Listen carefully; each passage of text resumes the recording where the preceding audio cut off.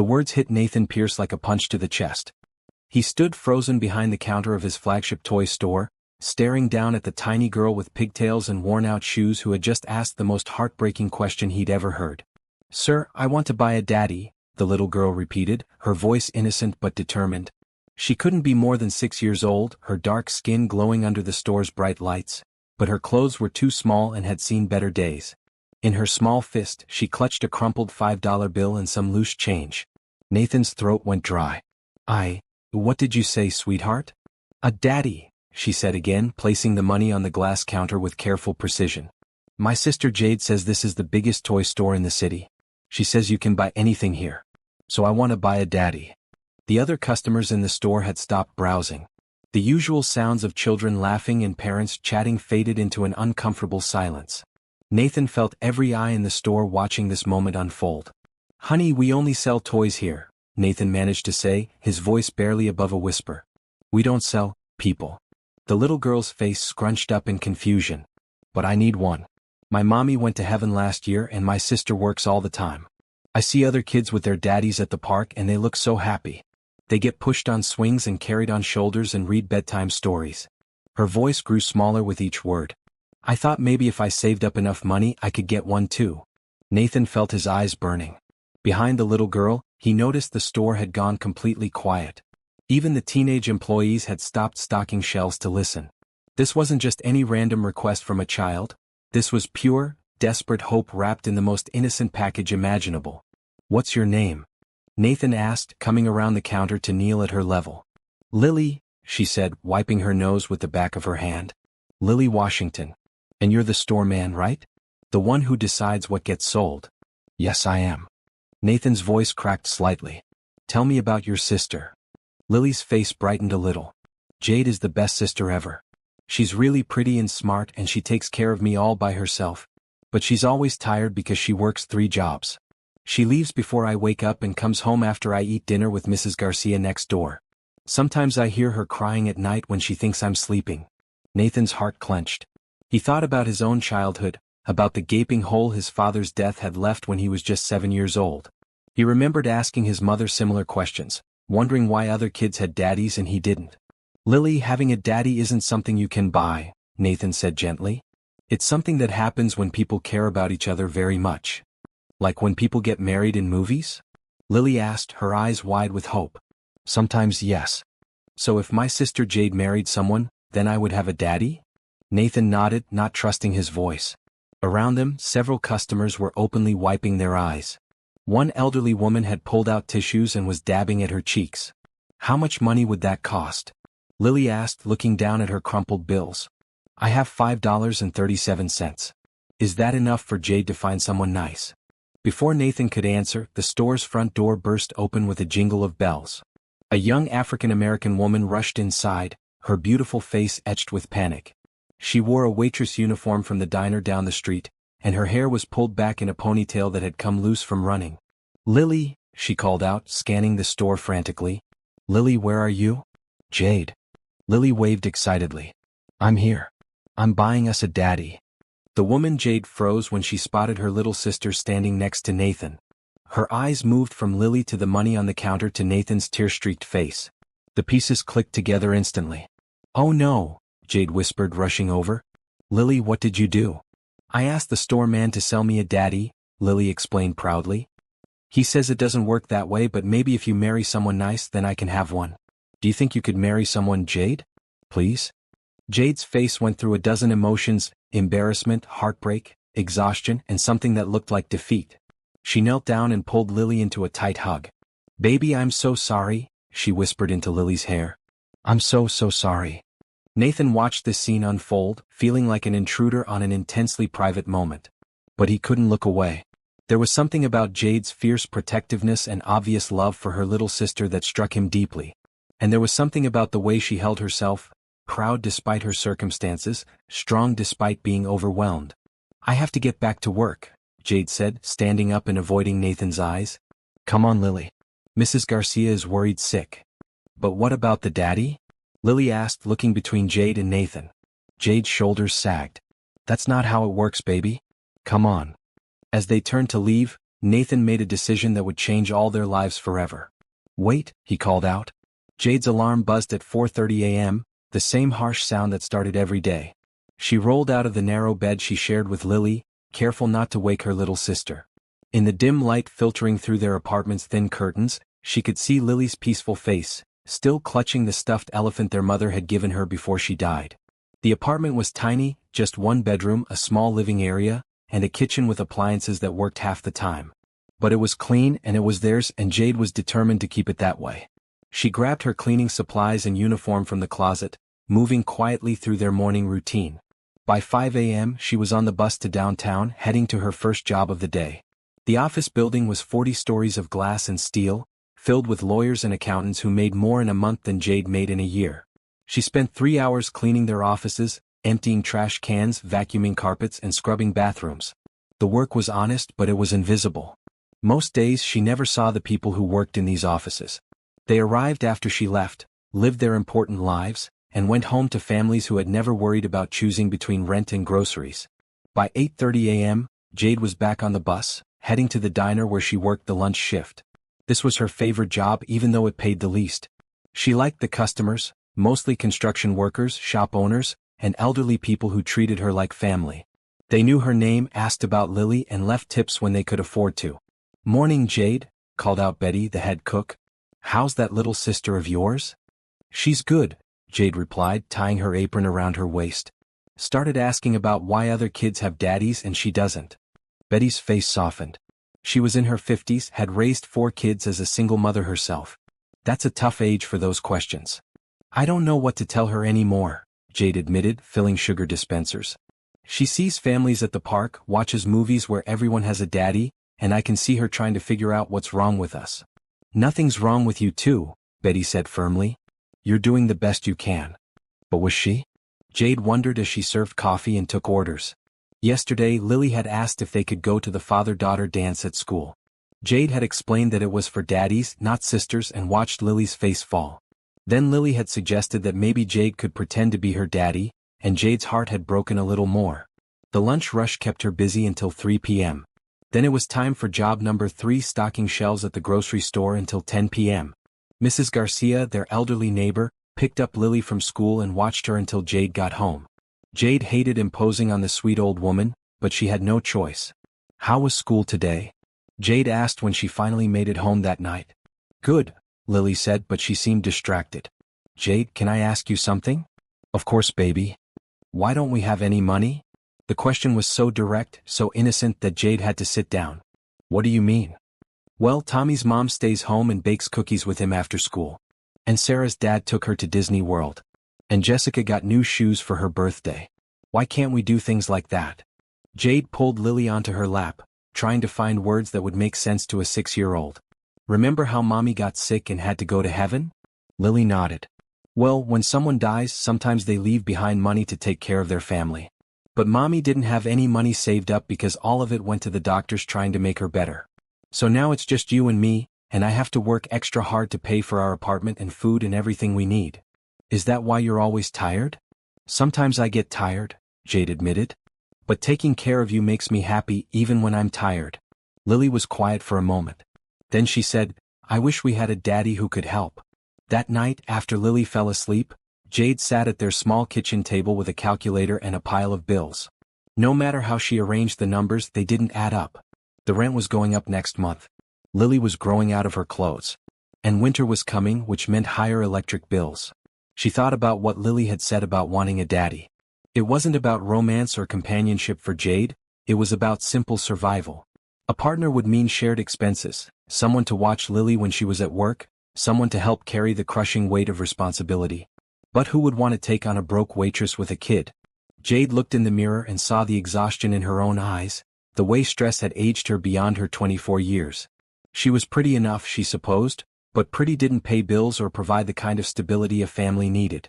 The next day, during her break at the diner, Jade made a decision. She walked the 6 blocks to Nathan's toy store, the one Lily had been talking about all week. She stood outside for 10 minutes, watching families go in and out with shopping bags full of toys that cost more than she made in a week. Finally, she pushed through the door. The store was huge, filled with every toy imaginable. Children ran between the aisles while their parents followed behind, credit cards ready. Jade felt out of place in her diner uniform, but she was determined. She found the customer service desk and waited in line behind a woman returning a bicycle. "Can I help you?" asked the teenage clerk. "I'd like to speak to the owner," Jade said. "About my sister." The clerk looked confused. "Is there a problem with a purchase?" "No, my sister was here yesterday. She asked to buy a daddy. I need to apologize." The clerk's expression changed. "Oh, you're Lily's sister. Mr. Pierce told us all about that. Hold on." 5 minutes later, Nathan Pierce appeared. He was tall, well-dressed, and had kind eyes that seemed genuinely concerned. "You must be Jade," he said. "I've been hoping to see you again." Nathan Pierce's corner office on the 50th floor offered a view of the entire city, but he rarely looked out the windows anymore. Success had a way of making the world feel smaller, not larger. His desk was covered with reports from his 12 toy stores, profit margins that would make shareholders smile, and invitations to charity galas he would attend alone. At 32, Nathan was worth more money than he could spend in 10 lifetimes. Pierce Toys had started as a single store when he was 25, built with inheritance money and a desperate need to create something meaningful. Now it was a chain that brought joy to thousands of children, but Nathan couldn't remember the last time he'd felt truly happy himself. The encounter with Lily had shaken something loose inside him. For 3 days he'd been unable to focus on quarterly reports or expansion plans. Instead he kept seeing her innocent face, hearing her voice asking to buy a daddy, feeling the echo of his own childhood pain. Nathan walked to the window and looked down at the busy street below. Somewhere out there, Jade was working her 3 jobs while Lily waited with a neighbor. The thought made his chest tight with an emotion he couldn't quite name. His assistant Carol knocked on the door. "Mr. Pierce? Your 2 o'clock appointment is here." "Cancel it," Nathan said without turning around. "Sir? Cancel all my meetings today. I need to think." After Carol left, Nathan opened his desk drawer and pulled out a framed photo he kept hidden there. It showed him at age 7, standing next to his father at the groundbreaking ceremony for what would become Pierce Construction, the company that had made his family wealthy. His father, James Pierce, was smiling broadly, his hand on Nathan's shoulder. 3 months after that photo was taken, James Pierce died of a heart attack on a construction site. Nathan had been in school when it happened, working on a math worksheet about addition and subtraction, unaware that the most important person in his world was gone. The funeral was a blur of black clothes and condolences. Nathan remembered asking his mother when Daddy was coming home, not understanding that heaven was a place you couldn't drive back from. He'd offered to give up his allowance, his toys, even his bedroom if it would bring his father back. "Money can't buy everything," his mother had told him gently. "Some things are more valuable than all the money in the world." But 8-year-old Nathan had decided she was wrong. Money bought security, comfort, the ability to fix problems. If they'd had more money, maybe his father wouldn't have had to work so hard. Maybe he would have gone to the doctor sooner. Maybe he would still be alive. Nathan had spent the next 24 years proving his theory right. Money could buy almost everything: houses, cars, experiences, even happiness for other people through his charitable donations. But it couldn't buy back his father, and it couldn't fill the hollow space in his chest that had been empty for so long he'd forgotten what it felt like to be whole. Until 3 days ago, when a little girl with pigtails had reminded him that some forms of pain were universal. Nathan picked up his phone and dialed his private investigator, a man he used for background checks on potential business partners. "Frank, I need you to find some information for me," Nathan said.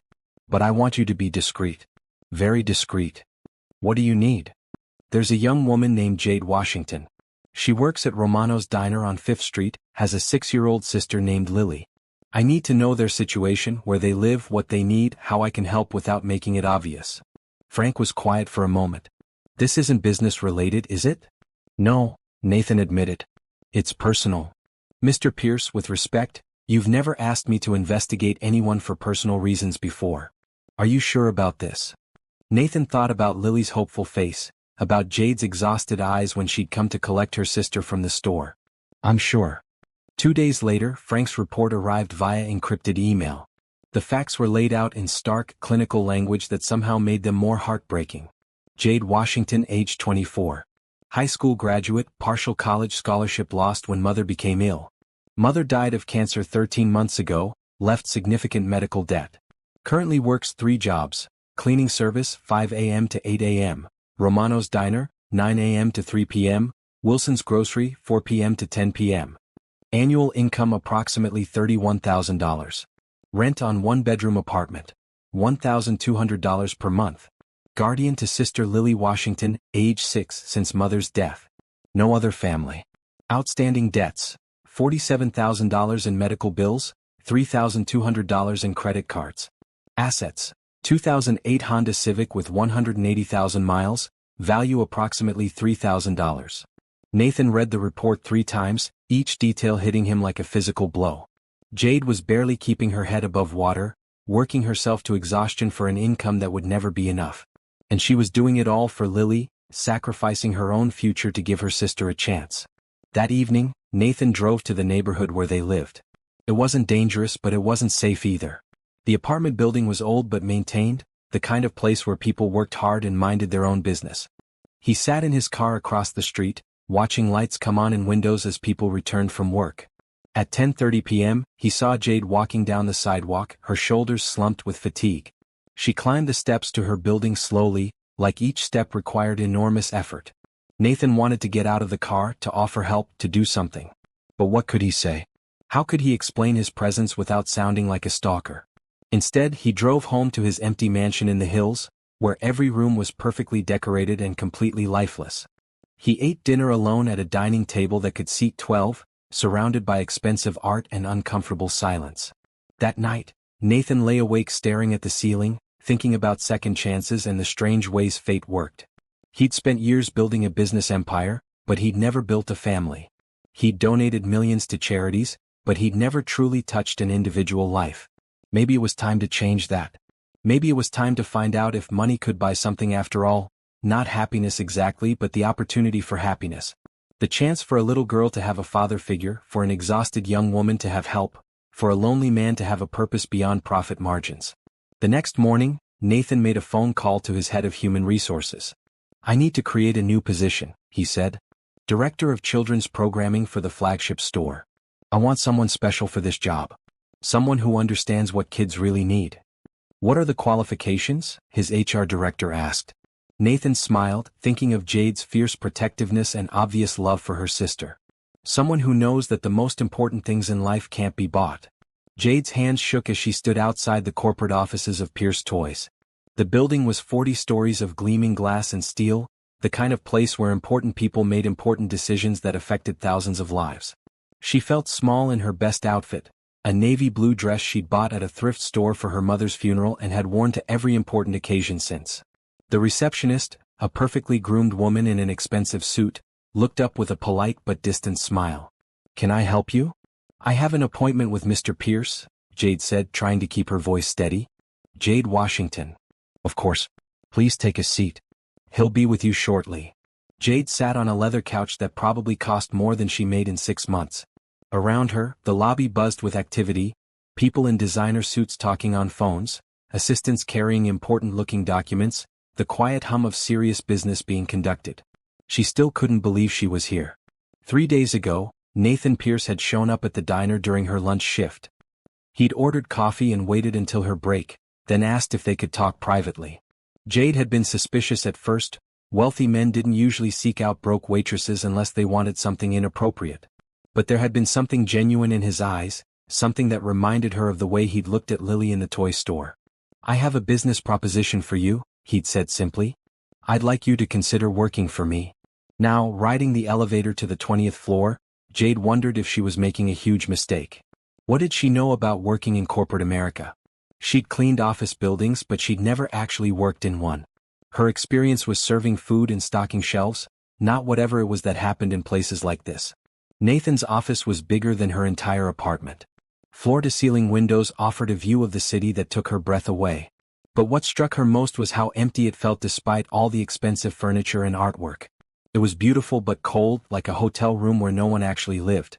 "Jade, thank you for coming," Nathan said, standing up from behind his massive desk. He looked different here in his own environment, more polished, more intimidating. But his smile was the same one he'd given Lily in the toy store, warm and genuine. "Mr. Pierce, I appreciate you thinking of me, but I'm not sure what I could possibly do for a company like this," Jade said, taking the chair he offered across from his desk. "Please call me Nathan. And I think you're exactly what we need." He leaned forward, his expression earnest. I've been thinking a lot about what happened in the store with Lily. About what she said, what she needs. It made me realize that for all our success selling toys, we don't really understand children. Not the way someone like you does. Jade frowned. I don't understand. I want to create a new position, Director of Children's Programming for our flagship store. Someone who can develop activities, events, programs that truly connect with kids. Someone who knows what it's like to struggle, who understands that not every family can afford to spend hundreds of dollars on toys, but every child deserves to feel special. You want me to plan activities? Jade asked, trying to process what he was saying. More than that. I want you to create experiences. Saturday morning story times for kids whose parents work weekends. After-school programs where children can do homework and play while their parents finish work. Birthday parties for families who can't afford big celebrations. Programs that make our store a place where every child feels welcome, regardless of their family's situation. Jade stared at him, wondering if this was some kind of elaborate joke. Nathan, I appreciate the thought, but I don't have any experience with that kind of work. I'm a waitress and a cleaning lady. I never even finished college. But you raised a 6-year-old sister while working 3 jobs. You know more about what children need than any business school graduate. Nathan pulled out a folder from his desk. I've done some research on programs like this. They exist in some places but not here. Not in a way that really serves working families. He slid the folder across to her. Inside were articles about toy stores that had become community centers, research about child development and play, salary information that made Jade's eyes widen. This can't be right, she said, pointing to the salary figure. This is more than I make at all 3 of my jobs combined. It's competitive for the position, Nathan said simply. Plus full health benefits, paid vacation, and flexible hours so you can be there for Lily after school. Jade felt like she was dreaming. What? Why would you offer this to me? You don't even know me. Nathan was quiet for a long moment, looking out the window at the city below. When I was 7, my father died suddenly. My mother did her best, but she was overwhelmed, working constantly to keep us afloat. I spent a lot of time alone, wondering why other kids had daddies and I didn't. Sound familiar? Jade nodded, understanding beginning to dawn. I built this company thinking that if I could bring joy to other children, maybe it would fill the hole that losing my father left behind. But watching Lily in the store that day, I realized I'd been approaching it all wrong. I'd been selling happiness instead of creating it. I'd been targeting families who already had everything instead of families who needed support. So this is charity? Jade asked, bristling slightly. No, Nathan said firmly. This is business. Good business. There are thousands of families in this city like yours, hardworking people who love their children but struggle to give them extras. If we can create programs that serve them, we build loyalty, we build community, and we build a sustainable model that other stores can replicate. You wouldn't be doing me a favor, Jade? I'd be hoping you'd do me the honor of helping me build something meaningful. Jade looked down at the folder again, at the salary that would change everything for her and Lily. No more 3 jobs. No more exhaustion. No more choosing between rent and groceries. But there was something else, something she was afraid to hope for. In Nathan's eyes, she saw the same loneliness she felt in her own life. The same sense of carrying burdens alone, of building walls to protect against disappointment. Can I think about it? She asked. Of course. Take all the time you need. Nathan stood up and walked to the window. But Jade? Whatever you decide, I want you to know that what you're doing for Lily, the sacrifices you're making, the love you're showing her, that's the most important job in the world. Don't ever let anyone tell you otherwise. As Jade rode the elevator down, her mind raced with possibilities. For the first time in over a year, she allowed herself to imagine a different kind of life. A life where she could be there when Lily got home from school. A life where they could afford new clothes and birthday parties and maybe even a vacation. A life where she might have time to be more than just a survivor. That evening, she sat at their small kitchen table with Lily, helping with homework while Mrs. Garcia cooked dinner next door. Jade, what would you think if I got a different job? She asked carefully. Lily looked up from her coloring book. A job where you don't have to work at night? Maybe. Would you be home more? Probably. Lily grinned, showing her missing front tooth. Then I think it's the best idea ever. Jade smiled, her decision made. Sometimes the biggest risks were worth taking, especially when you weren't just gambling with your own future. That night, she called Nathan and accepted the job. 2 weeks later, Jade's first day at Pierce Toys began with Nathan giving her a tour of the flagship store. It was early morning before the store opened. and the space felt magical in the quiet light. Nathan showed her every department, explaining his vision for how they could transform it into something more than just a retail space. "I was thinking we could set up a reading corner here," he said, pointing to an alcove near the children's books. "Comfortable chairs, good lighting, maybe some storytelling events on weekends." Jade nodded, her mind already spinning with ideas. "What about a craft area? Somewhere kids could make things while their parents shop." "I love it," Nathan said, and the enthusiasm in his voice was infectious. As they walked through the store, Jade felt something she hadn't experienced in a long time: excitement about the future. For the first time since her mother died, she was moving toward something instead of just trying to survive. "Nathan," she said as they finished the tour, "thank you for taking a chance on me." "Thank you for taking a chance on me," he replied. "I have a feeling we're going to do good things together." Neither of them said it, but they were both thinking the same thing. This felt like the beginning of something important. Something that might change both their lives in ways they hadn't even imagined yet. 3 weeks into her new job, Jade arrived at the store each morning with a sense of purpose she'd never experienced before. The transformation was remarkable, not just in her circumstances but in herself. For the first time in over a year, she was sleeping through the night instead of lying awake worrying about bills. For the first time since her mother died, she was building something instead of just surviving. The children's programming area was taking shape beautifully. Nathan had given her a generous budget and complete creative control, trusting her instincts about what kids needed. Jade had created cozy reading nooks with soft lighting and child-sized furniture. She'd set up craft stations where children could make things while their parents shopped. And she'd organized the space so that even the shyest kids felt welcome. "Miss Jade." "Miss Jade," called out Tommy, a 5-year-old who came to story time every Saturday morning with his grandmother. "Are you going to read us the dragon book today?" "We'll see," Jade said, smiling as she hung up her coat. "What do you think? Should we read about dragons or maybe something else?" "Dragons?" shouted 3 kids at once. Jade laughed, settling into the large armchair she designated as the storytelling throne.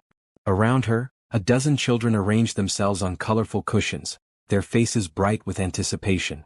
These Saturday morning sessions had become the highlight of her week. As she opened the book, Jade noticed Nathan watching from the toy aisle nearby. He often found reasons to be in this section of the store during her programs, and she'd caught him listening to the stories more than once. There was something almost wistful in his expression when he watched the children, like he was remembering what it felt like to be small and believe in magic. "Once upon a time," Jade began, "there was a dragon who was afraid of fire." After story time, as the children dispersed to explore the store with their families, Nathan approached with 2 cups of coffee from the cafe they'd added to the store. "You're a natural at this," he said, handing her a cup. "I've never seen kids so engaged." "They just need someone to pay attention to them," Jade replied. "Most adults are always rushing around, checking phones, thinking about the next thing. Kids can tell when you're really listening." Nathan nodded thoughtfully. "I never learned how to do that. Listen, I mean. My mother used to read to me when I was little, but after my father died, she was always so tired, so stressed. I think I learned early not to ask for too much attention." It was the most personal thing Nathan had shared with her since she'd started working there. Jade had noticed that despite his kindness and generosity, he kept himself at a careful distance from everyone around him. He was friendly with his employees but never quite friends with any of them. "What was your father like?" she asked gently. Nathan's face softened. "He was present. That's the word I'd use. When he was with me, he was completely with me. No distractions, no hurry to be somewhere else. He made me feel like I was the most important thing in his world." He paused, sipping his coffee. "I've spent years trying to recreate that feeling for other people through this business. But I never learned how to create it for myself." Jade understood. She'd felt invisible for most of her life too, the scholarship kid who cleaned up after rich classmates, the waitress who served food to people who never learned her name, the cleaning lady who worked in empty offices where no one saw her efforts. "It's not too late to learn," she said softly. That afternoon, Lily arrived at the store straight from school, her backpack dragging behind her as she searched for Jade. This had become their new routine. Instead of going to Mrs. Garcia's house, Lily could come to the store and do homework in the children's area while Jade finished work. "Jade," Lily called out, spotting her sister arranging books on a low shelf. "Guess what happened at school today?" "What happened, baby?" "Mrs. Henderson said my drawing of our family was beautiful, and she wants to put it in the art show." Lily pulled a folded paper from her backpack. "Look." Jade took the drawing and felt her heart skip. It showed 3 stick figures holding hands in front of a big building that was clearly meant to be the toy store. One figure had long hair and was labeled Jade. One was small with pigtails and labeled Me. And the third was tall with short hair and labeled Mr. Nathan. That's really nice art, Lily, Jade managed, trying to keep her voice steady. I drew Mr. Nathan because he's always here when we are, Lily explained matter-of-factly. And he helps with my homework sometimes. And he brought us those cookies last week when I had a cough. Is that okay? Before Jade could answer, Nathan appeared from behind a display of board games. Did someone mention cookies? He asked with a grin. Mr. Nathan. Lily rushed over to him. Look at my family picture. Mrs. Henderson wants to put it in the art show. Nathan took the drawing, his expression growing serious as he studied it. Jade watched his face carefully, worried that Lily's innocent inclusion of him might make him uncomfortable. But instead of awkwardness, she saw something that looked like wonder. This is incredible, Lily, Nathan said quietly. You're a real artist. Do you like being in our family picture? Lily asked with the directness that only children possessed. Nathan glanced at Jade, then back at Lily. I'm honored to be included. That evening, Nathan offered to help Lily with her math homework while Jade finished organizing the craft supplies for the next day's workshop. Jade watched them work together at one of the small tables, Nathan's patience impressive as he helped Lily count on her fingers and work through simple addition problems. Mr. Nathan, Lily said as they finished the last problem, can I ask you something? Of course. Do you have a family? Nathan was quiet for a moment. Not really. My parents both died when I was younger and I don't have any brothers or sisters. That's sad, Lily said with the simple empathy of childhood. Are you lonely? Sometimes, Nathan admitted. Lily considered this seriously. Well, you can share our family if you want. We don't have a daddy and you don't have anyone, so maybe we could all be together. Jade felt her cheeks warm. Lily, that's not how families work. Why not? Lily interrupted. We all like each other, right? And families are supposed to take care of each other. Mr. Nathan takes care of us by giving you a good job, and we take care of him by being his friends. And maybe someday. She trailed off, looking between Nathan and Jade with the hopeful expression of a child who believed in fairy tale endings. Nathan looked at Jade, and for a moment, something passed between them that neither was quite ready to name. It was possibility, potential, the recognition that what had started as a business arrangement was becoming something deeper and more complicated. I think, Nathan said carefully, that friendship is a very good place to start. That night, as Jade tucked Lily into bed in their small apartment, she thought about how much their lives had changed in just a few weeks. They had stability now, security, hope for the future. But more than that, they had Nathan, not just as an employer, but as someone who genuinely cared about them both. Jade, Lily said sleepily, do you think Mr. Nathan would like to come to my school's family picnic next week? Jade's breath caught. The family picnic was for parents and children, the kind of event that always reminded her of everything they didn't have. I don't know, baby. He's probably busy. Maybe we could ask him, Lily suggested. Just in case he's not too busy to be part of our family. As Jade turned off the light, she realized that somewhere along the way she'd stopped thinking of Nathan as her boss and started thinking of him as something else entirely. Something that scared her and excited her in equal measure. Something that felt dangerously close to hope. The family picnic at Lily's school was exactly the kind of event Jade usually dreaded. Families spread out on blankets across the playground, fathers pushing children on swings, mothers chatting while their kids ran between the trees. It was a reminder of everything she and Lily didn't have, every absence that couldn't be filled by love alone. But this year felt different. This year, Nathan was walking beside them carrying a picnic basket he'd insisted on bringing, wearing jeans and a casual shirt that made him look less like a billionaire and more like, well, like someone who belonged with them. Is that where you have recess? Nathan asked Lily, pointing to the playground equipment. Ah. And that's where I fell off the monkey bars and scraped my knee, but I didn't cry because I'm brave, Lily said proudly, skipping ahead of them. She is brave, Jade agreed, watching her sister with a smile. Sometimes too brave for her own good. Nathan chuckled. Reminds me of someone else I know. Jade glanced at him. Who? You. Taking a chance on a job you'd never done before, trusting a stranger who showed up at your workplace with an impossible offer. That wasn't brave, Jade protested. That was desperation. Sometimes they're the same thing. They found a spot under a large oak tree and spread out the blanket Nathan had brought. Around them, other families were doing the same thing, unpacking sandwiches, chasing toddlers, calling out reminders about sunscreen and staying hydrated. For the first time in her life, Jade felt like she fit into this scene instead of watching it from the outside. "Lily, come eat," Jade called as her sister ran past with a group of classmates. "Just 5 more minutes." Lily called back, then stopped suddenly when she saw Nathan. "Mr. Nathan, did you see how high I can swing?" "Not yet, but I'd love to see," Nathan said, standing up. "Want to show me?" Jade watched as Nathan followed Lily to the swing set, listened as Lily chattered about the proper technique for pumping your legs and leaning back at just the right moment. Nathan pushed her gently, his focus completely on Lily's delighted squeals and demands to go higher. "Is that your husband?" Jade turned to find another mother settling onto the blanket next to theirs. She was perfectly put together in that way that suggested plenty of time and money for self-care. "Oh no," Jade said quickly. "He's just a friend." "Really? He's wonderful with your daughter. Very patient. Most men get bored with kid stuff pretty quickly." Jade looked back at Nathan, who was now helping Lily across the monkey bars, counting each rung with exaggerated enthusiasm. "She's actually my sister. I'm raising her." "That's amazing," the woman said, her tone shifting to genuine admiration. "That must be incredibly hard." "It is," Jade admitted. "But she's worth it." "And your friend, is he single?" Jade felt an unexpected stab of something that might have been jealousy. I think so." The woman smiled. "Lucky you having someone like that in your life. He keeps looking over here to make sure you're okay.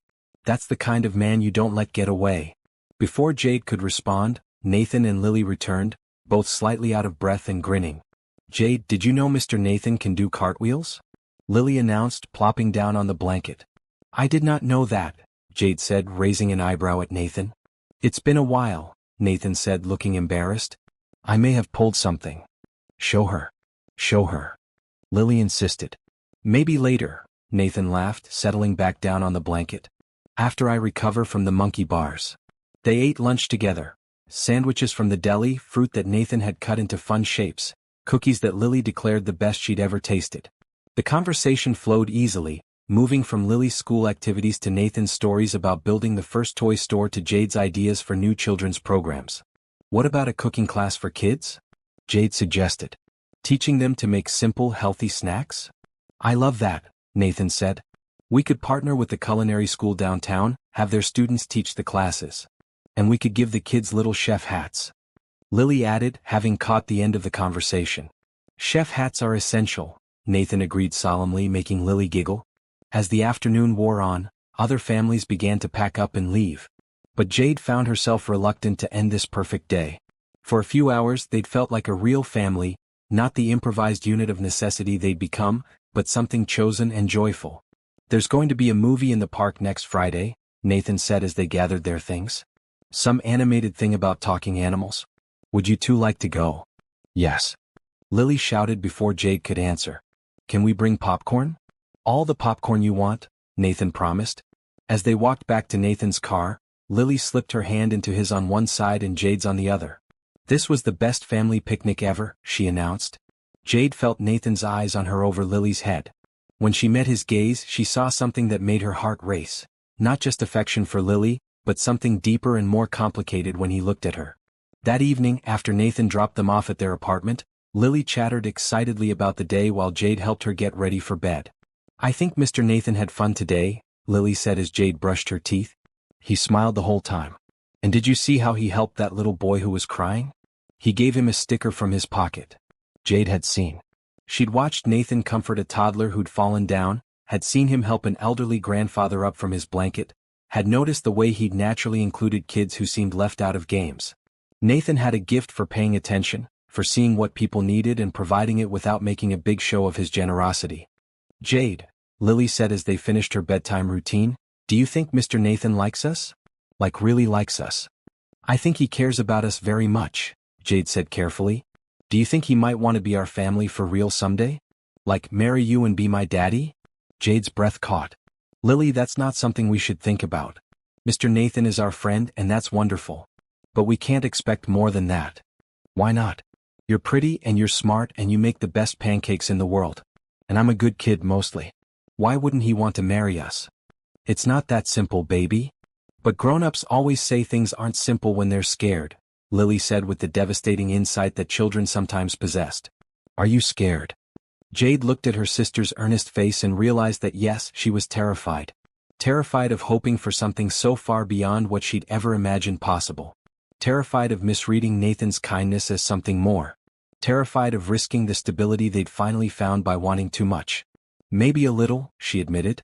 It's okay to be scared, Lily said, patting Jade's hand with the wisdom of someone much older. But Mr. Nathan is scared too. I can tell. Maybe if you're both scared together, it won't be so scary. That night, as Jade lay in bed thinking about the day, she let herself imagine what it would be like to stop being afraid. To trust that Nathan's feelings for them were real. To believe that maybe, just maybe, Lily's innocent faith in fairy tale endings might not be so innocent after all. For the first time since her mother died, Jade fell asleep dreaming about the future instead of worrying about it. The boardroom at Pierce Toys corporate headquarters was all marble and mahogany, designed to intimidate and impress. Nathan sat at the head of the long conference table, facing 12 board members whose combined net worth could fund a small country. These were serious people, investment bankers, retail executives, corporate strategists who measured success in quarterly earnings and market share. Today they were measuring Nathan, and he could tell by their expressions that he was coming up short. Nathan, we need to talk about your recent priorities, said Margaret Hoffman, the lead investor who'd backed Pierce Toys from the beginning. She was in her 60s, steel-gray hair and sharp eyes that missed nothing. Your attendance at board meetings has been inconsistent. You've been spending an unusual amount of time at the flagship store instead of focusing on expansion plans. Nathan straightened in his chair. The flagship store is our testing ground for new initiatives. The children's programming we've implemented has increased family visit duration by 30% and return customers by 25%. Yes, we've seen the numbers, said Robert Chin, the CFO. They're impressive for one location. But we're concerned about your time allocation. You've missed 3 strategic planning sessions to attend story time at the store. Those programs are part of our strategic plan, Nathan said, feeling defensive. We're building something sustainable here, something that differentiates us from big box retailers. Margaret leaned forward. Nathan, nobody questions your business acumen. Pierce Toys has been incredibly successful under your leadership. But lately your decisions seem personal rather than professional. Your assistant tells us you've been leaving early to attend school events. School events for an employee's family member. Nathan felt his jaw tighten. Jade Washington is developing innovative programming that could revolutionize our industry. Supporting her work is supporting our company. Is that what this is about? Asked another board member, Thomas Reed. Because from where we sit, it looks like you're developing inappropriate relationships with employees. That's a liability issue, Nathan. Both for you personally and for the company. There's nothing inappropriate about my relationship with Jade, Nathan said firmly. Maybe not yet, Margaret said. But we've done our research. Single mother, works multiple jobs, struggling financially. It's a classic power imbalance situation. If this relationship goes wrong, and workplace romances usually do, Pierce Toys could face lawsuits, bad publicity, stock price impacts. Nathan stood up abruptly. Jade is one of the most talented, dedicated employees we've ever had. She's transforming how we connect with families. If you can't see the value in that. We see the value, Robert interrupted. What we don't see is why you're personally invested to the degree that you are. You're a billionaire, Nathan. You could hire the best child development experts in the world. Instead, you're mentoring a waitress with no relevant experience. Because she understands something that experts don't, Nathan shot back. She understands what it's like to struggle, what families really need, what children go through when. He stopped himself, realizing he was revealing more than he intended. Margaret's expression softened slightly. Nathan, is this about your father? The question hit him like a physical blow. The board knew about his father's death, of course. It was part of the company's origin story. But they'd never directly connected it to his business decisions before. This isn't therapy, Nathan said coldly. This is business. Exactly, Thomas said. And mixing personal trauma with business decisions is how companies fail. You're compromising your judgment, Nathan. We're worried about you. The meeting continued for another hour, with the board expressing their concerns about Nathan's focus, his priorities, his judgment. They weren't threatening to remove him, he owned too much of the company for that, but they were making it clear that his recent behavior was being watched and questioned. When Nathan finally escaped to his office, he felt drained and angry. He'd spent years building Pierce Toys into something meaningful, and now they were criticizing him for caring too much about the human side of the business. His assistant Carol knocked on the door. Mr. Pierce? I have the quarterly reports you requested, and there are 3 messages from. Cancel my appointments for the rest of the day, Nathan said without looking up. Sir, you have the marketing presentation at 3 and the investor call at. Cancel them. Nathan drove to the flagship store, needing to be somewhere that felt real instead of corporate and cold. It was the middle of a school day, so the children's area was quiet. He found Jade organizing craft supplies for an after-school workshop, her movements efficient and purposeful. Nathan? She looked up with surprise. I wasn't expecting you today. Is everything okay? Nathan wanted to tell her about the board meeting, about the questions and criticism and veiled threats. But looking at her concerned face, he realized how unfair it would be to burden her with his corporate politics. Just wanted to see how the programs are going, he said instead. Jade studied his face carefully. You look upset. Long day. Before Jade could respond, her phone rang. She glanced at the screen and frowned. It's Lily's school. I should take this. Nathan watched Jade's face change as she listened to the caller. Color drained from her cheeks and her hands started shaking. Yes, I understand. I'll be right there, she said, hanging up with fumbling fingers. What's wrong? Nathan asked immediately. Lily collapsed during recess. They think it might be her appendix. They're taking her to Children's Hospital. Jade's voice was tight with panic. I have to go. I'm sorry, I know I'm supposed to work until. Forget work, Nathan said firmly. I'll drive you. The next few hours passed in a blur of emergency room waiting, medical forms, and worried conversations with doctors. Lily did need emergency surgery for appendicitis, but the doctors assured them it was routine and she would be fine. Nathan sat with Jade in the surgical waiting room, watching her try to hold herself together. She'd been strong through the initial crisis, handling medical forms and insurance questions with impressive composure. But now, with nothing to do but wait, the fear was catching up with her. She's going to be fine, Nathan said quietly. The doctor said it's very routine. I know, Jade whispered. But she's so little. And she was scared when they took her back and I couldn't go with her because of the surgery prep and, her voice broke. Without thinking, Nathan reached over and took her hand. She knows you love her. That's what matters. I can't lose her, Jade said, tears finally starting to fall. She's all I have left. After my mother died, Lily was the only thing that kept me going. If something happened to her. Nothing's going to happen to her, Nathan said with more confidence than he felt. She's tough just like her sister. When the surgeon finally came out to tell them the operation was successful, Jade collapsed against Nathan's shoulder with relief. He held her while she cried, feeling the weight of her fear and exhaustion and overwhelming love for her sister. It wasn't until later, when Lily was awake and asking for ice cream, that Nathan realized the board members had been right about one thing. His feelings for Jade and Lily weren't professional anymore. They hadn't been for a long time. He was in love with both of them, completely and irrevocably. And that was going to complicate everything. The hospital bill arrived on a Tuesday morning, delivered to Jade's apartment in an envelope that seemed too thin to contain such devastating news. Jade stared at the numbers, reading them 3 times before the reality sank in. Even with insurance, Lily's emergency appendectomy would cost them $12,000, money they didn't have and couldn't possibly get. Jade sat at her kitchen table, surrounded by other bills that had been piling up while she'd taken time off to care for Lily. The rent notice was already yellow, warning of late fees. The electric bill was past due. And now this medical bill that dwarfed everything else. She'd been back at work for a week, but the missed time had cost her. The diner had given her shifts to someone else, citing unreliability. The cleaning service had been understanding but hadn't offered any extra hours to make up for lost time. Only Nathan had told her not to worry about the time off, that her job would be waiting whenever she was ready to return. Nathan. Jade closed her eyes, thinking about how he'd stayed with them through the entire hospital ordeal. How he'd sat in uncomfortable waiting room chairs for hours, bought them food from the cafeteria, helped Lily with crossword puzzles during her recovery. He'd been more present and supportive than any family member could have been, which made what she had to do next even harder. Jade picked up her phone and dialed Nathan's direct number. Jade, how's Lily feeling today? Nathan's voice was warm, genuinely concerned. She's doing better. Nathan, I need to ask you something, and I need you to be honest with me. Of course. Did you pay Lily's hospital bill? The silence on the other end of the line told her everything she needed to know. Nathan, she said quietly, please answer me. Yes, he said finally. I did. Jade felt like she'd been punched in the stomach. How?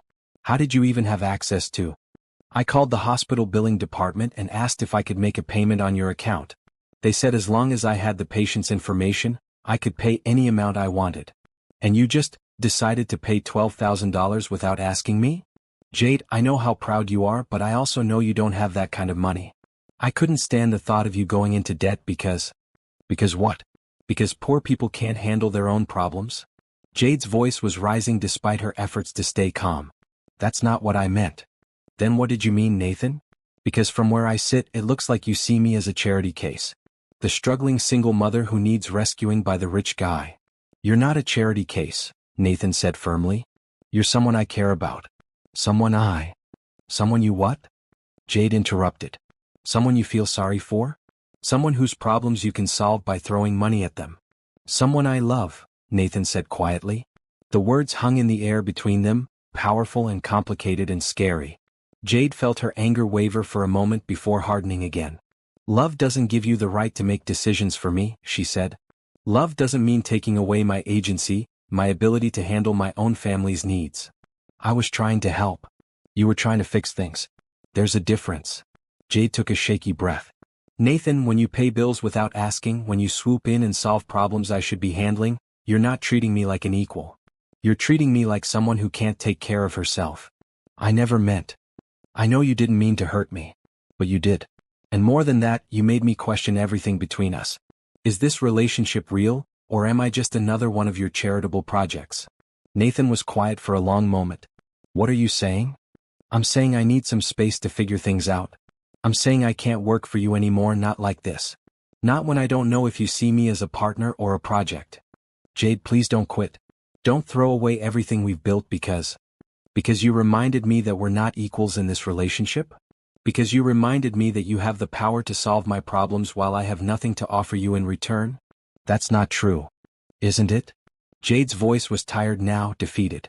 What do I bring to your life, Nathan? What could I possibly give you that you can't buy for yourself? The question seemed to stump him, which only confirmed Jade's worst fears. I'll send my resignation letter tomorrow, she said. And I'll pay you back for the hospital bill, every penny. It might take me years, but I'll pay it back. Jade, don't do this. Let's talk about it. Let's. Jade hung up before he could finish. That evening, Lily found Jade crying at the kitchen table, surrounded by bills and job search websites. Why are you sad? Lily asked, climbing onto Jade's lap. I'm just tired, baby. Is it because you're mad at Mr. Nathan? Jade looked at her sister in surprise. What makes you think I'm mad at him? Because he usually comes to see us after work, but he didn't come today. And you look the same way you did when Tommy's mom said something mean to you at the park. Jade sighed. Mr. Nathan and I had a disagreement about grown-up things. Are you not going to be friends anymore? I don't know, Jade admitted. Lily was quiet for a moment, thinking with the seriousness of someone much older. When I have fights with my friends at school, Mrs. Henderson says we should tell each other how we feel and then say sorry if we were mean. Sometimes grown-up fights are more complicated than that. But Mr. Nathan isn't mean, Lily said firmly. He helped me when I was scared at the hospital. He read me stories and brought me that stuffed animal and stayed all night even though those chairs were uncomfortable. Mean people don't do that. You're right, Jade said softly. He's not mean. He's actually very kind. But sometimes kind people can still hurt your feelings without meaning to. So maybe he just needs to say sorry and promise not to hurt your feelings anymore? If only it were that simple, Jade thought. But the issue wasn't just hurt feelings, it was fundamental questions about power and equality and whether two people from completely different worlds could ever really be partners. That night, after Lily was asleep, Jade started working on her resignation letter. She tried to find words that would explain her decision without sounding bitter or ungrateful. Nathan had given her opportunities she never could have imagined, had treated her with more respect and kindness than most people in her life. But respect and kindness weren't enough if they came with the assumption that she needed to be taken care of rather than valued as an equal. As she wrote and rewrote the letter, Jade tried not to think about how much she would miss the job, the store, the children who came to story time. Tried not to think about how much she would miss Nathan's smile, his laugh, the way he listened to her ideas like they mattered. Most of all, she tried not to think about the fact that she was probably giving up the best thing that had ever happened to them because she was too proud to accept help when it was offered with love. But pride was all she had left. Pride and the determination to prove that she could take care of her family without anyone's rescue, no matter how well-intentioned. even if it broke her heart in the process. Nathan stood outside Lily's school at 3:15 p.m., ignoring the curious looks from other parents and the October wind that cut through his expensive suit. He'd been standing there for 20 minutes, trying to work up the courage to face a 6-year-old who might not want to see him anymore. It had been 2 weeks since Jade quit. 2 weeks since she'd returned his hospital payment with a money order that must have taken every penny she had saved. 2 weeks since she'd stopped answering his calls and started working double shifts at the diner to make up for lost income. Nathan had thrown himself into work, attending every board meeting, reviewing every expansion proposal, doing exactly what the board wanted him to do. But none of it mattered. The quarterly reports were just numbers on a page. The strategic plans were just words on paper. Everything felt hollow without Jade's insights, without Lily's laughter echoing through the store. Mr. Nathan. He turned to see Lily running toward him, her backpack bouncing against her small frame. She looked thinner than he remembered, and there were dark circles under her eyes that no 6-year-old should have. Lily, he said, kneeling down as she approached. How are you feeling? Is your incision healing okay? It's better, she said, but her usual enthusiasm was muted. What are you doing here? I came to see you. I wanted to make sure you're okay. Lily's expression grew serious. Jade says I'm not supposed to talk to you anymore. Nathan felt his heart sink. She said that? Not exactly. But she gets sad every time I ask about you, so I stopped asking. Are you and Jade never going to be friends again? Nathan looked into Lily's innocent face and realized he couldn't lie to her. I made a mistake, Lily. I hurt Jade's feelings and now she doesn't trust me anymore. What kind of mistake? I tried to help your family in a way that made Jade feel bad about herself. I thought I was being kind, but really I was being thoughtless. Lily considered this carefully. Like when I tried to help Tommy with his math homework by just giving him the answers, and Mrs. Henderson said that wasn't really helping because Tommy needed to learn how to do it himself? Nathan was amazed by her insight. Exactly like that. So you need to say sorry and do better next time? I've tried to say sorry, but Jade won't talk to me. Maybe you need to try harder, Lily suggested. When Jade is really mad, sometimes I have to be extra sorry. Like I have to show her I understand why she's upset and promise to never do it again. Before Nathan could respond, he heard a familiar voice behind him. Lily, what are you? Jade stopped short when she saw Nathan kneeling next to her sister. Her face went through several emotions before settling on carefully controlled anger. Nathan, what are you doing here? Nathan stood up slowly. I came to see Lily. To make sure she's recovering well. She's fine. We're managing just fine on our own. Jade's voice was cold, but Nathan could see the exhaustion in her posture, the worry lines that hadn't been there a month ago. Jade, please. Can we talk? We have nothing to talk about. She took Lily's hand. Come on, baby. Mrs. Garcia is waiting. But Jade, Lily protested, Mr. Nathan came all this way to see me. Can't we at least? Lily now. Jade's tone brooked no argument. Nathan watched them walk away, noting how Jade's shoulders were set with stubborn pride even as Lily kept looking back at him with confusion and sadness. That night, Nathan sat in his empty mansion, staring at the phone number for his private investigator. He could find out where Jade was working now, could show up with job offers or financial solutions. But that was exactly the kind of behavior that had gotten him into this mess in the first place. Instead, he picked up his laptop and started researching something completely different. The next morning, Nathan walked into his lawyer's office with a folder full of documents and a determination he hadn't felt in weeks.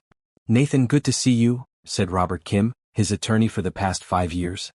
What can I do for you? I want to set up a foundation, Nathan said without preamble.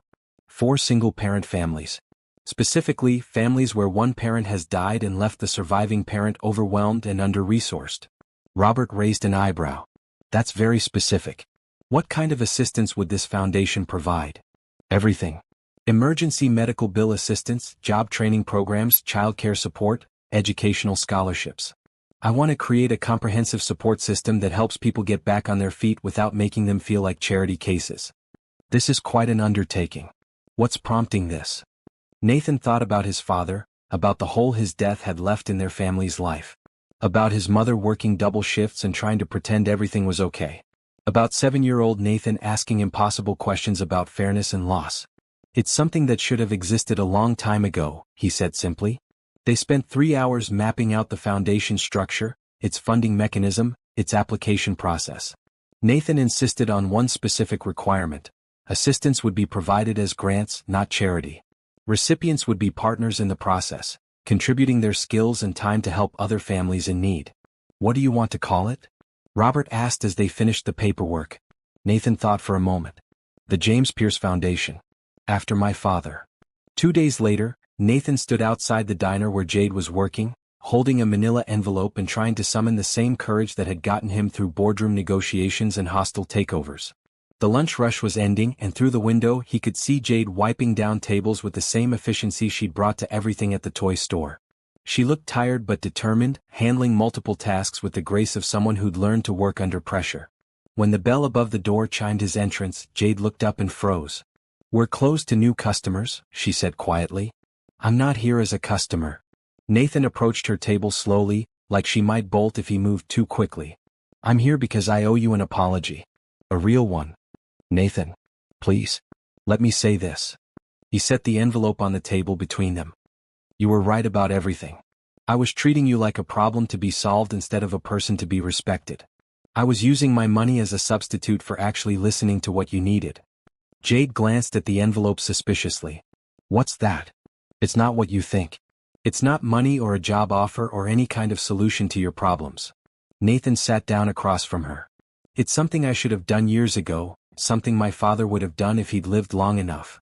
Curious despite herself, Jade opened the envelope and pulled out the foundation documents. Nathan watched her face as she read, saw her eyes widen as she understood what she was looking at. "You created a foundation," she said finally. "For families like yours. Like mine was after my father died. For people who need support but not pity, partnership but not charity." Jade looked up at him, her expression unreadable. "Why?" "Because you taught me the difference between helping and fixing. Because you showed me that the most important thing I could do with my privilege was create opportunities for other people to solve their own problems." Nathan leaned forward. "I'm not offering you anything, Jade. I'm asking you for something." "What?" "I want you to run it. The foundation. I want your insights, your understanding of what families really need, your ability to create programs that actually serve people instead of just making donors feel good about themselves." Jade stared at the documents, then at Nathan. "You're offering me a job. I'm offering you a partnership. Your name on the door, your vision guiding the mission, your salary set by an independent board so there's no question of favoritism or power imbalance." Nathan's voice was earnest, almost pleading. "I'm not trying to rescue you, Jade. I'm asking you to help me rescue other people." For a long moment, the only sound was the distant clatter of dishes being washed in the kitchen. Jade reread the foundation charter, noting the careful language that emphasized dignity and partnership over charity and dependence. "This is really what you want?" she asked finally. "What I want is for you to forgive me for being an idiot. What I want is the chance to prove that I can be the kind of partner you deserve, both professionally and personally." Nathan's voice dropped. "What I want is to be the man that Lily draws in her family pictures, not because I have money or can solve problems, but because I love you both and you love me back." Jade felt tears starting to form. "Nathan, I know I messed up. I know I have to earn your trust back. But I'm willing to do the work, Jade. However long it takes." Before Jade could respond, the kitchen door swung open and Betty, the head cook, poked her head out. "Jade, honey, your shift ended 10 minutes ago. Get out of here before I have to pay you overtime I can't afford." Jade laughed despite herself, wiping her eyes. "Betty, meet Nathan Pierce." "Nathan, this is Betty, the best cook in the city." Betty looked Nathan up and down with the assessing gaze of someone who'd seen every type of man walk through her doors. "So you're the one who made our girl cry?" "Yes, ma'am," Nathan said, standing up respectfully. "I'm trying to make up for that." "Good. She's too good for the likes of most men, but she deserves someone who sees that." Betty disappeared back into the kitchen, leaving them alone again. "I need time to think about this," Jade said, gathering the foundation documents. "Of course. Take all the time you need." Nathan stood to leave, then turned back. "Jade? I meant what I said. About loving you. Both of you. That's not going to change, whatever you decide about the foundation." As Nathan left the diner, Jade sat alone at the table, reading through the documents again and feeling something she hadn't experienced in weeks. Hope. Maybe Lily had been right. Maybe some mistakes could be forgiven with enough genuine remorse and the promise to do better. Maybe some fairy tales were worth believing in after all. 6 months later, Jade stood in the Pierce Toys flagship store, watching Nathan read The Dragon Who Was Afraid of Fire to a circle of enraptured children. It was the same book she'd read on her first day of work, but everything else had changed in ways she never could have imagined. The James Pierce Foundation had launched 3 months ago with Jade as its executive director. They'd already helped 47 families with emergency medical bills, job training, and childcare support. More importantly, they'd done it in a way that preserved dignity and created lasting solutions rather than temporary fixes. Jade wore a simple white dress that had belonged to her mother, carefully preserved in tissue paper for over a year because she'd never had an occasion special enough to wear it. Today seemed like the right day to honor her mother's memory while celebrating the future. And the dragon realized that being afraid wasn't something to be ashamed of. Nathan read to the children, his voice carrying the storytelling rhythm Jade had taught him. Sometimes the things that scare us most are the things we need most to grow. Lily, sitting in the front row in a pale blue dress that matched her eyes, raised her hand. "Mr. Nathan, is that why you were scared to ask Jade to marry you? Because you needed to grow?" The other children giggled and several parents smiled knowingly. Nathan looked over at Jade with the expression of a man who'd been thoroughly outwitted by a 6-year-old. "That's exactly right, Lily," he said. "Sometimes grown-ups need to learn to be brave too." After story time, as the families dispersed to explore the store, Nathan approached Jade with nervous energy that was endearing on someone who commanded boardrooms and managed corporate empires. "Ready?" he asked. "Ready," Jade confirmed, though her heart was racing. They'd planned this moment carefully, wanting it to happen in the place where they'd met, surrounded by the community they'd built together. Nathan had proposed formally 2 months ago, getting down on one knee in the children's reading corner after hours, with only Lily as a witness. But today was about making it official in front of the people who mattered most to them. Nathan cleared his throat and called for attention. "Excuse me, everyone? Could I have your attention for just a moment?" The store gradually quieted as families turned to listen. These weren't strangers, they were regulars who came to story time and craft workshops, parents who'd been supported by foundation programs, children who saw the store as a second home. "6 months ago," Nathan began, "a little girl walked into this store and asked me to sell her a daddy. At the time I thought we only sold toys here. But it turns out this little girl was much smarter than I was." He looked at Lily, who beamed with pride. "She taught me that the most important things in life aren't things you can buy. They're things you build with love, patience, and commitment." Nathan took Jade's hand. "Today I'm making a promise to that little girl and to her incredible sister. I'm promising to be the daddy Lily asked for and the partner Jade deserves." He reached into his pocket and pulled out a simple gold band. They'd already exchanged engagement rings, but Nathan had wanted to do this part in front of their chosen family. "Jade Washington, will you do me the honor of becoming my wife?" "Yes," Jade said, her voice clear and strong despite the tears in her eyes. "Yes, absolutely yes." As Nathan slipped the ring onto her finger, the store erupted in applause and cheers. Children clapped excitedly, parents wiped their eyes, and store employees whistled appreciatively. But the best reaction came from Lily, who launched herself at both of them with such enthusiasm that they nearly fell over. "I'm getting a daddy," she announced to anyone within hearing distance. "A real daddy who reads stories and helps with homework and loves us." "You're getting a daddy," Nathan confirmed, kneeling down to her level. "And I'm getting a daughter and a wife. I think I'm getting the better deal." The celebration that followed was perfectly imperfect, children running between the toy aisles, parents sharing stories and congratulations, an impromptu cake from the store cafe that was slightly lopsided but tasted like happiness. Betty from the diner had closed early to attend, bringing half her staff with her. Mrs. Garcia, their former neighbor, dabbed at her eyes while talking to other guests about how she'd always known this would happen. Even some of Nathan's board members had come, looking slightly bewildered by the unconventional venue but genuinely happy for their CEO. "So when's the wedding?" Betty asked as the afternoon wound down. "Next month," Jade replied. "Small ceremony, just family and close friends." "Where?" Nathan and Jade exchanged glances. "Here," Nathan said. "In the store. Where our family really began." That evening, after the guest had gone home and the store had closed, the three of them sat in the reading corner, surrounded by books and stuffed animals and the comfortable chaos of toys.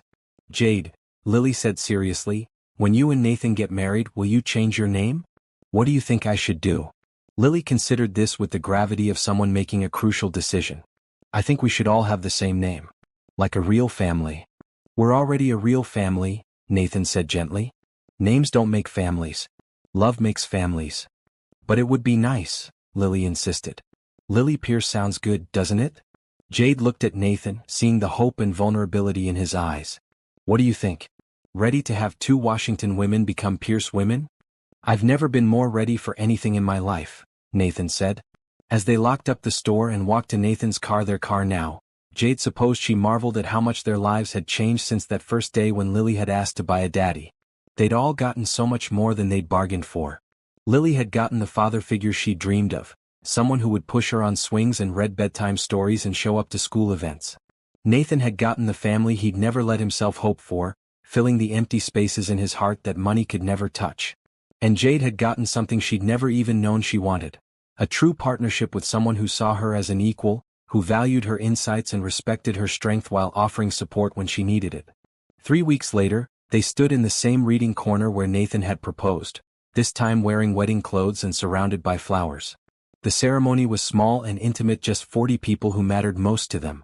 Lily served as both maid of honor and ring bearer, taking her duties so seriously that she practiced walking slowly for days beforehand.